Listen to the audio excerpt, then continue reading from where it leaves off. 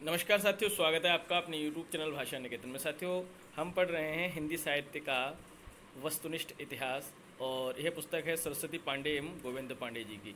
तो साथियों, इस पुस्तक से हमने अभी भाषा जो बिंदु है उसको नहीं शुरू किया है।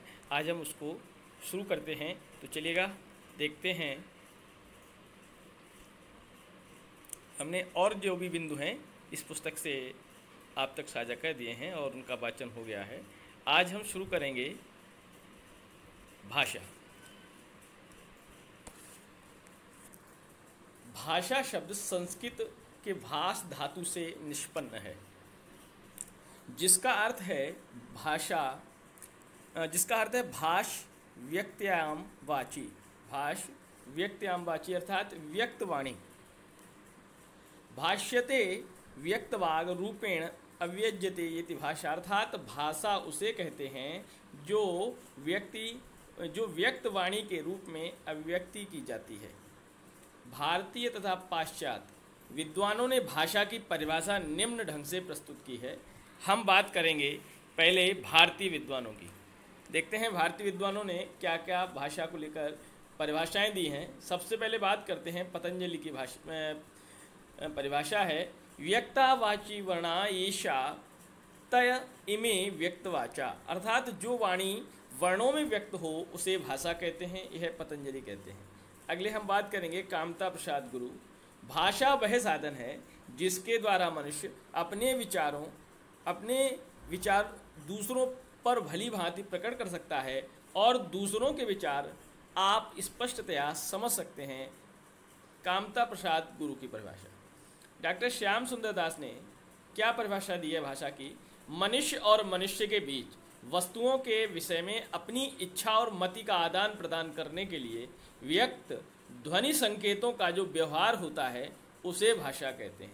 डॉक्टर श्याम सुंदर दास। डॉक्टर मंगलदेव शास्त्री की परिभाषा क्या है भाषा में? भाषा मनुष्यों की उस चेष्टा या व्यापार को कहते हैं जिससे मनुष्य अपने उच्चारणोपयोगी शरीरावयवों से उच्चारण किए गए वर्णात्मक या व्यक्त शब्दों द्वारा अपने विचारों को प्रकट करते हैं। अगली हम परिभाषा देखते हैं। जिन ध्वनि चिन्हों द्वारा मनुष्य परस्पर विचार विनिमय करता है उनको समष्टि रूप से भाषा कहते हैं। यह कथन है बाबूराम सक्सेना का। अर्थवान कंठोदीर्ण ध्वनि समष्टि ही भाषा है। यह है सुकुमार सेन। भाषा निश्चित प्रयत्न के फलस्वरूप मनुष्य के मुख से निःसृत वह सार्थक ध्वनि समष्टि है जिसका विश्लेषण और अध्ययन हो सके। यह परिभाषा है डॉक्टर भोलानाथ तिवारी की। भाषा यादृच्छिक रूढ़ उच्चार्य संकेत की वह प्रणाली है जिसके माध्यम से मनुष्य परस्पर विचार विनिमय सहयोग अथवा भावाभिव्यक्ति करते हैं। यह आचार्य देवेंद्र नाथ शर्मा की परिभाषा है। ध्वन्यात्मक शब्दों द्वारा हृदयगत भावों तथा विचारों का प्रकटीकरण ही भाषा है। डॉक्टर पांडुरंग दामोदर गुणे। यह परिभाषा किसकी है? यह है डॉक्टर पांडुरंग दामोदर गुणे की। अब देखते हैं पाश्चात्य विद्वानों ने क्या परिभाषा दी है, उस पर विचार करेंगे।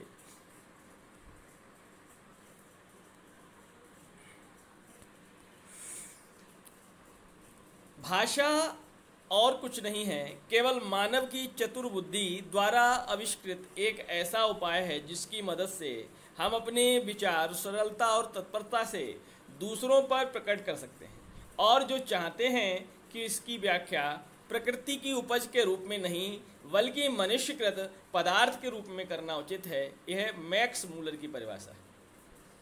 ध्वन्यात्मक शब्दों द्वारा विचारों का प्रकटीकरण ही भाषा है। यह हेनरी स्वीट कहते हैं। भाषा उस स्पष्ट सीमित सुसंगठित ध्वनि को कहते हैं जो अभिव्यंजना के लिए नियुक्त की जाती है।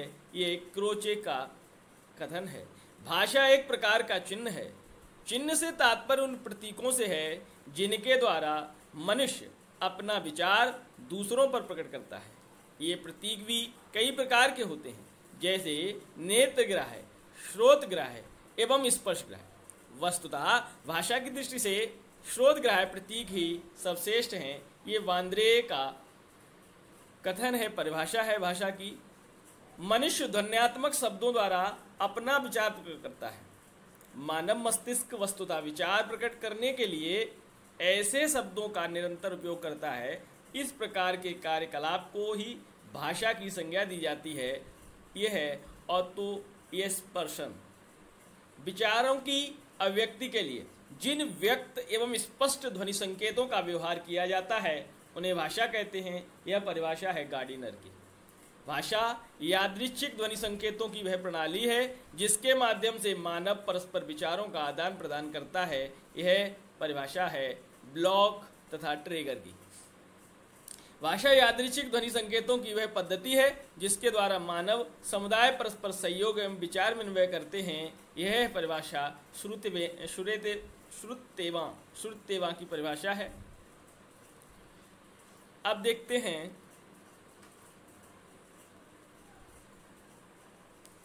भाषा की उत्पत्ति के प्रमुख सिद्धांत तथा प्रवर्तक निम्नलिखित हैं। सबसे पहले है दिव्योत्पत्ति, डिवाइन थ्योरी। यह प्राचीन धर्म ग्रंथ इसके प्रवर्तक माने जाते हैं। संकेत, एग्रीमेंट थ्योरी, यह रूसो की है। रणन, यह डिंग डोंग थ्योरी, ये प्लेटो, हेस एवं मैक्स मूलर की है। इंगित, गेस्चर थ्योरी है, यह है डॉक्टर राय की। धातु, रूट थ्योरी है, हेज और मैक्स मूलर की। श्रम ध्वनि, यो ही हो थ्योरी, ये नोआरे की है। संपर्क, कॉन्टैक्ट थ्योरी है, ये है जी रेवेज की। और समन्वय हेनरी स्वीट की थ्योरी है। अब हम बात करते हैं अन्य बिंदुओं पर। सन 1866 ईस्वी में पेरिस में भाषा विज्ञान की एक समिति ला सोसिएते दा लिंग्विस्टिक ने अपने अधिनियम में निर्देश दिया कि भाषा की उत्पत्ति, विश्व भाषा निर्माण, इन दो विषयों पर विचार नहीं किया जाएगा। भाषा की विशेषताएं, प्रवृत्तियां निम्नांकित हैं। पहला बिंदु है भाषा सामाजिक संपत्ति है। दूसरा, भाषा सतत प्रवहमान एवं सहज और नैसर्गिक होता है। भाषा अर्जित संपत्ति है। भाषा परिवर्तनशील है। भाषा भाव संप्रेषण का माध्यम है।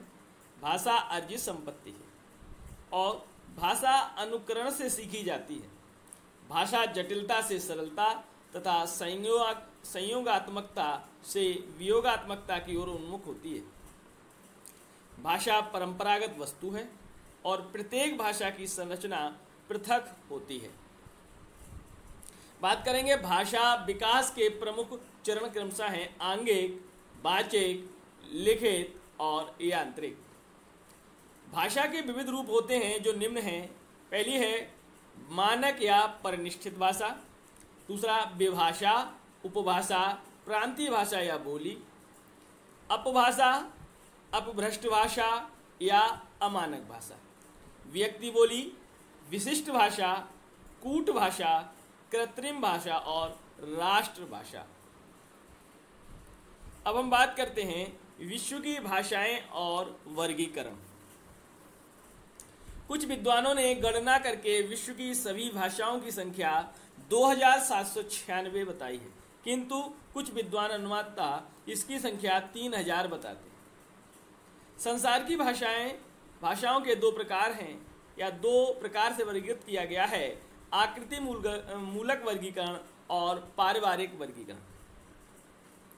आकृतिक मूलक वर्गीकरण जो है वो आकृति मूलक वर्गीकरण को रूपात्मक, रचनात्मक, व्याकरणिक और वाक्यात्मक, पदात्मक और पदाश्रित के नाम से भी जाना जाता है।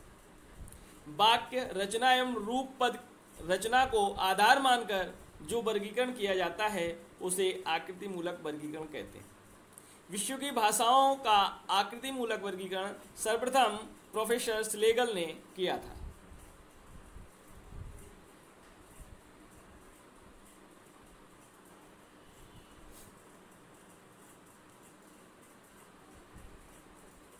आकृति मूलक वर्गीकरण वंश वृक्ष निम्न ढंग से प्रस्तुत किया गया है। भाषा, इसके दो भेद हैं, अयोगात्मक और योगात्मक। अब योगात्मक के तीन भेद हैं, अश्लिष्ट, श्लिष्ट और प्रश्लिष्ट। इसके बाद अश्लिष्ट के 4 भेद हैं, श्लिष्ट के भी 2 भेद हैं, उनके 2 भेद हैं, और प्रश्लिष्ट के भी 2 भेद हैं। अश्लिष्ट के कौन से 4 भेद हैं? पूर्व योगात्मक, मध्य योगात्मक, अंत योगात्मक, पूर्वांत योगात्मक। श्लिष्ट के हैं अंतर्मुखी, संयोगात्मक और वियोगात्मक। दूसरा बहिर्मुखी, इसके भी संयोगात्मक और वियोगात्मक। प्रश्लिष्ट के 2 भेद हैं, पूर्ण प्रश्लिष्ट और आंशिक प्रश्लिष्ट। अब देखते हैं आकृति मूलक भाषाओं की महत्वपूर्ण विशिष्टताएं। उदाहरण निम्नलिखित हैं। भाषा है अयोगात्मक भाषा, एकाक्षर, निर्वयव या स्थान प्रधान भाषा। इसमें प्रकृति और प्रत्यय या अर्थ तत्व और संबंध तत्व का संयोग नहीं होता। यह स्वतंत्र शब्दात्मक भाषा है। उदाहरण जैसे चीनी, तिब्बती, बर्मी और सुदामी आदि। दूसरी है योगात्मक भाषा। इसमें प्रकृति और प्रत्यय या अर्थ तत्व और संबंध तत्व का संयोग होता है। अगला है अश्लिष्ट। यह प्रत्यय प्रधान भाषा है, जैसे तुर्की। अश्लिष्ट में पूर्व योगात्मक, इसमें प्रत्यय की प्रकृति के पूर्व लगता है काफिर, जुलू। मध्य योगात्मक, इसमें प्रत्यय प्रकृति के बीच में लगता है संथाली। अंत योगात्मक, इसमें प्रत्यय प्रकृति के अंत में जोड़ा जाता है, जैसे कन्नड़। और पूर्वांत योगात्मक, इसमें प्रत्यय पूर्व में, जैसे मफूर।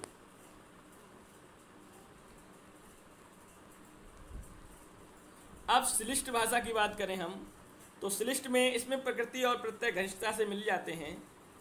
अंतर्मुखी में बात करेंगे तो इसमें प्रकृति व प्रत्यय बीच में घुल मिल जाते हैं। संयोगात्मक में इसमें अलग से प्रत्यय नहीं लगाया जाता, जैसे अरबी। और वियोगात्मक इसमें अलग से प्रत्यय लगाया जाता है, जैसे हिब्रू। बहिर्मुखी में बात करें तो इसमें प्रत्यय प्रकृति के अंत में या बाद में लगते हैं। संयोगात्मक, तो संयोगात्मक में, बहिर्मुखी में भी संयोगात्मक की बात करेंगे तो इसमें प्रत्यय प्रकृति के साथ जुड़ा होता है, जैसे संस्कृत। वियोगात्मक में इसमें प्रत्यय जो है वो प्रकृति से अलग लगता है, जैसे हिंदी, अंग्रेजी। प्रश्लिष्ट, यह समास प्रधान भाषा है। इसका जो भाग है पूर्ण प्रश्लिष्ट, यह पूर्ण समास प्रधान भाषा है, जैसे चेरोफी। आंशिक प्रश्लिष्ट, यह अंशतः समास प्रधान भाषा है, जैसे बास्क। अब बात करेंगे पारिवारिक वर्गीकरण। पारिवारिक वर्गीकरण को वंशात्मक, वंशानुक्रमिक या कुलात्मक या ऐतिहासिक वर्गीकरण भी कहते हैं। पारिवारिक वर्गीकरण में रचना तत्व और अर्थ तत्व दोनों का ध्यान रखा जाता है। पारिवारिक वर्गीकरण में भाषा के इतिहास को आधार बनाया जाता है। पारिवारिक वर्गीकरण के लिए महत्वपूर्ण आधार निम्न है। पहला है पदरचना, दूसरा वाक्य रचना, तीसरा ध्वनि, चौथा अर्थ और पांचवा है शब्द तथा छठा स्थानिक समीपता। विश्व की भाषाओं के परिवारों की संख्या के संबंध में विद्वानों में मतभेद है। विल्हेल्म फॉन हुम्बोल्ट और भोलानाथ तिवारी ने इसकी संख्या 13 मानी है। फ्रीडिश म्यूलर ने इसकी संख्या 100 मानी है। निर्विवाद रूप से 4 भौगोलिक क्षेत्र के अंतर्गत 18 भाषा परिवार को प्रमुखता दी जाती है, जो निम्न है।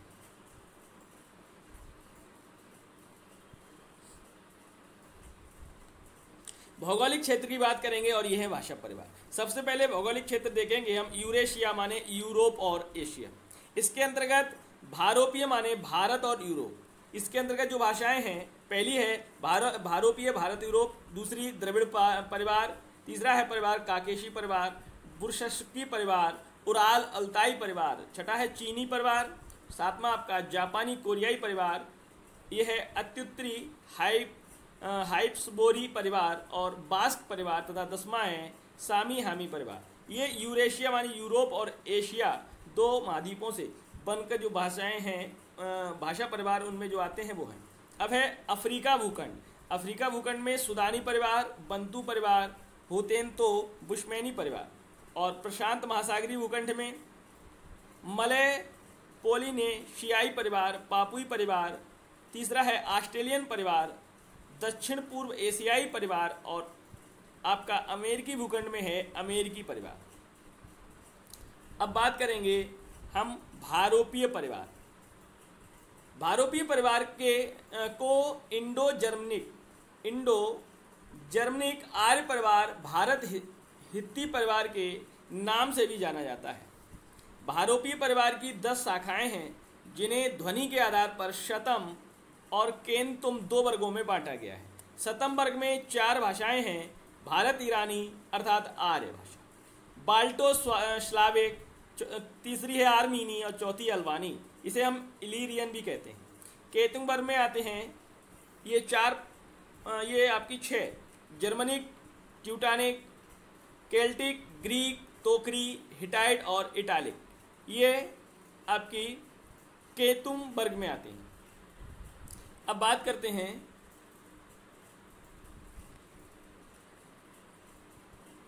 डॉक्टर गियर्सन ने भारत ईरानी आर्य की 3 उपवर्गों में उल्लेख किया है, ईरानी, दरद और भारतीय आर्य भाषा।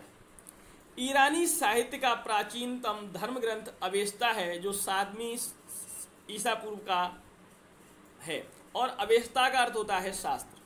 अवेस्ता को बैक्ट्रिया की राजभाषा होने के कारण प्राचीन बैक्टीरिया भी कहते हैं। कुछ लोग भूलवश अवेस्ता को जिंद भी कह देते हैं। महाकवि फिरदौसी का शाहनामा ईरान का राष्ट्रीय महाकाव्य है। ईरानी भाषाओं का वंश वृक्ष निम्न ढंग से प्रस्तुत किया जा सकता है। ये देखते हैं ईरानी भाषा, इसमें 2 भाग हैं, पश्चिमी और पूर्वी। पश्चिमी में 2 हैं, मीडियन और प्राचीन फारसी। पूर्वी में भी 2 हैं, अवेस्ता और मोगदियन पामीर। अवेस्ता की ये आपकी 7 या 6 शाखाएं हैं। देखते हैं अवेस्ता की कौन कौन सी हैं। वर्गिस्ता, पश्तो, पहलवी, देवारी, बलूची और ओसेटिक कुर्दी। अब बात करेंगे पहलवी की 2 हैं, हुजवारेश और पाजर। इसको हम मिला के आधुनिक फारसी कहते हैं। बात करते हैं दरद शब्द। दरद शब्द का अर्थ है पर्वत। इसका प्राचीन नाम पैसाची प्राकृत भी है। दरद भाषाओं का क्षेत्र है पामीर और पश्चिमोत्तर पंजाब। दरद ऊपर की प्रमुख भाषाएं काश्मीरी, शीना, चित्राली, काफिर और कोहिस्तानी आदि है। अब बात करते हैं भारतीय आर्य भाषाएं। भारतीय आर्य भाषा समूह को कालक्रम की दृष्टि से निम्न वर्गों में बांटा गया है। पहला है आपका प्राचीन भारतीय आर्य भाषा, अर्थात 2000 ईसा पूर्व से 500 ईसा पूर्व तक। इसके अंतर्गत 2 आती हैं, वैदिक संस्कृत 2000 ईसा पूर्व से 800 ईसा पूर्व तक, और संस्कृत या जिसको हम लौकिक संस्कृत कहते हैं, यह आती है 800 ईसा पूर्व से 500 ईसा पूर्व तक। दूसरा जो भाग है वो है मध्यकालीन आर्य भाषा, अर्थात 500 ईसा पूर्व से 1000 ईस्वी तक। इसमें 3 भाषाएं हैं, पाली, प्राकृत और अभ्रंश। पाली, इसको हम प्रथम प्राकृत कहते हैं, द्वितीय प्राकृत है और तृतीय प्राकृत अभ्रंश है। पाली का समय है 500 ईसा पूर्व से 1 ईस्वी तक, प्राकृत का है 1 ईस्वी से 500 ईस्वी तक, और अभ्रंश का है 500 ईस्वी से 1000 ईस्वी तक। और आधुनिक भारतीय आर्य भाषा 1000 ईस्वी से अब तक समय मानते हैं। सबसे पहले है प्राचीन भारतीय आर्य भाषा, वैदिक संस्कृत। सबसे पहले वैदिक संस्कृत की बात करते हैं तो प्राचीन भारतीय आर्य भाषा का प्राचीनतम नमूना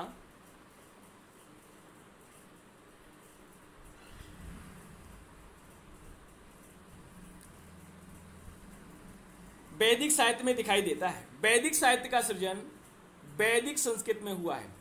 वैदिक संस्कृत को वैदिकी, वैदिक छांदस आदि भी कहा जाता है। वैदिक साहित्य को 3 विभागों में वर्गीकृत किया जाता है, संहिता, ब्राह्मण और उपनिषद। सबसे पहले बात करते हैं संहिता। संहिता विभाग में ऋक् संहिता, यजुः संहिता और साम संहिता के अलावा अथर्व संहिता, ये 4 संहिताएं हैं। ऋक्, यजु, साम और अथर्व। महत्व की दृष्टि से प्रधान ऋक् संहिता है। ऋक् का शाब्दिक अर्थ है स्तुति करना।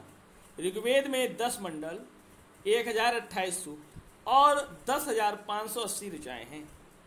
इसके सूक्त प्रायः यज्ञों के अवसर पर पढ़ने के लिए देवताओं की स्तुतियों से संबंध रखने वाले गीतात्मक काव्य हैं। युज संहिता में यज्ञों के कर्मकांड में प्रयुक्त मंत्र पद्य एवं गद्य दोनों रूपों में संग्रहित हैं। यजु संहिता कृष्ण एवं शुक्ल इन दो रूपों में सुरक्षित है। कृष्ण यजुर्वेद संहिता में मंत्र भाग एवं गद्य में व्याख्यात्मक भाग साथ साथ संकलित किए गए हैं, परंतु शुक्ल यजुर्वेद संहिता में केवल मंत्र भाग संग्रहित है। सामवेद में सोम यागों में वीणा के साथ गाए जाने वाले सूक्तों को गेय पदों के रूप में सजाया गया है। सामवेद में केवल 75 मंत्र ही मौलिक हैं, शेष ऋग्वेद के लिए गए हैं। अथर्ववेद संहिता जन साधारण में प्रचलित मंत्र तंत्र टोने टुटके का संकलन है। ब्राह्मण भाग में कर्मकांड की व्याख्या की गई है। प्रत्येक संहिता के अपने अपने ब्राह्मण ग्रंथ हैं। इनमें ऋग्वेद का ऐतरेय ब्राह्मण, सामवेद का तांडव अथवा पंचविश ब्राह्मण, शुक्ल यजुर्वेद का शतपथ ब्राह्मण और कृष्ण यजुर्वेद का तैत्रीय ब्राह्मण ग्रंथ महत्वपूर्ण है।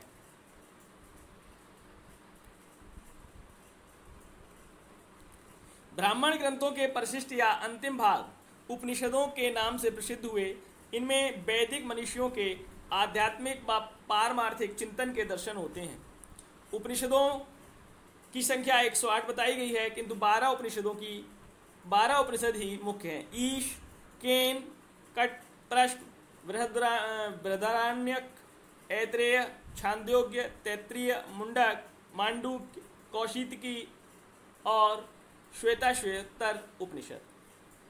ऋषियों द्वारा निर्मित सूक्त दीर्घकाल तक श्रुति परंपरा में ऋषि परिवारों में सुरक्षित रखे जाते रहे, परंतु शनैः शनैः बोलचाल की भाषा से सूक्तों की भाषा साहित्यिक भाषा की भिन्नता बढ़ती गई। सूक्तों के प्राचीन रूप को सुरक्षित रखने के लिए संहिता के प्रत्येक पद को संधि रहित अवस्था में अलग अलग कर पद पाठ बनाया गया तथा पद पाठ से संहिता पाठ बनाने के नियम निर्दिष्ट किए गए और इस प्रकार वेद की विभिन्न शाखाओं के प्रात शाख्यों की रचना हुई। वेद की 1130 शाखाएं मानी जाती हैं, किंतु वर्तमान में 6 प्रात शाख ग्रंथ ही उपलब्ध हैं। वो देखते हैं कौन कौन से हैं। शौनककृत ऋक् प्रातिशाख्य, कात्यायनकृत शुक्ल यजुः प्रातिशाख्य, तैत्रीय संहिता का तैत्रीय प्रातिशाख्य, मैत्रायणी संहिता का मैत्रायणी प्रातिशाख्य, यह कृष्ण यजुर्वेद के प्रातिशाख्य भी है, और सामवेद का पुष्प सूत्र, अथर्ववेद का शौनककृत अथर्ववेद प्रातिशाख्य। इन प्रातिशाख्यों में अपनी अपनी शाखा से संबंधित वर्ण विचार, उच्चारण, पद पाठ आदि पर विचार से प्रकाश डाला गया है। ये ग्रंथ वैदिक काल के सैद्धांतिक एवं प्रायोगिक ध्वनि विज्ञान के ग्रंथ हैं। वैदिक संस्कृत ध्वनियाँ doctor Dhirendra Verma, doctor Uday Narayan Tiwari, doctor Kapil Dev Dwivedi प्रभृति विद्वानों ने वैदिक ध्वनियों की संख्या 52 मानी है, जिसमें 13 स्वर 39 व्यंजन हैं।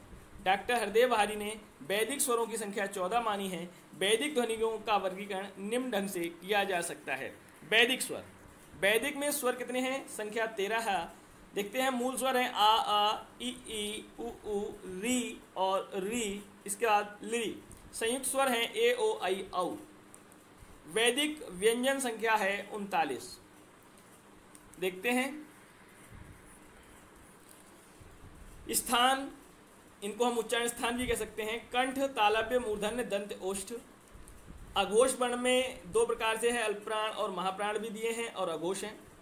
ये सारे अघोष हैं और ये अल्पप्राण, ये महाप्राण। ये घोष हैं, ये अल्पप्राण, महाप्राण, अल्पप्राण। तो अब देखिए, इसमें जो पहला और प्रत्येक जो वर्ग है उसका पहला और जो तीसरा है वो अल्पप्राण है, दूसरा चौथा ये महाप्राण है और अंतिम भी अल्पप्राण है। अघोष स्वर में जो ऊष्म वर्ण है वो अघोष में आते हैं और ये महाप्राण में भी आते हैं, और अंतस्थ जो वर्ण हैं ये आपके अर्धस्वर में आते हैं। विसर्ग आपका हमेशा अघोष में आता है। जिव्या मूलीय उपधमनियाँ भी ये अघोष में आते हैं और अनुस्वार हमेशा अल्प प्राण में आता है, क्योंकि जो पंचमाक्षर है अल्प प्राण, प्रत्येक वर्ग का पंचमाक्षर जो है वो अल्प प्राण है। उसी तरीके से अनुस्वार भी पंचमाक्षर के स्थान पर प्रयोग होता है, इसलिए ये भी अल्प प्राण में आता है। अब बात करते हैं वैदिक संस्कृत की विशेषताएं। वैदिक संस्कृत श्लिष्ट योगात्मक है। वैदिक संस्कृत में संगीतात्मक एवं बलात्मक दोनों ही स्वराघात मौजूद हैं। वैदिक संस्कृत में 3 लिंग, पुल्लिंग, स्त्रीलिंग एवं नपुंसक लिंग, 3 वचन, एक वचन, द्विवचन, बहुवचन, 3 वाच्य, कर्तृवाच्य, कर्मवाच्य, भाववाच्य एवं 8 विभक्तियां कर्ता, संबोधन, कर्म, करण, संप्रदान, अपादान, संबंध और अधिकरण, ये 8 विभक्तियां हैं। वैदिक संस्कृत में धातुओं के रूप आत्मन एवं परस्मयी दोनों पदों में चलते थे। कुछ एक धातुएं उभय पदी भी थी। डॉक्टर भोलानाथ तिवारी के अनुसार वैदिक संस्कृत में केवल तत्पुरुष, कर्मधारय, बहुब्री एवं द्वंद्व ये 4 ही समास हैं। तत्पुरुष, कर्मधारय, बहुब्री एवं द्वंद्व ये 4 ही समास हैं।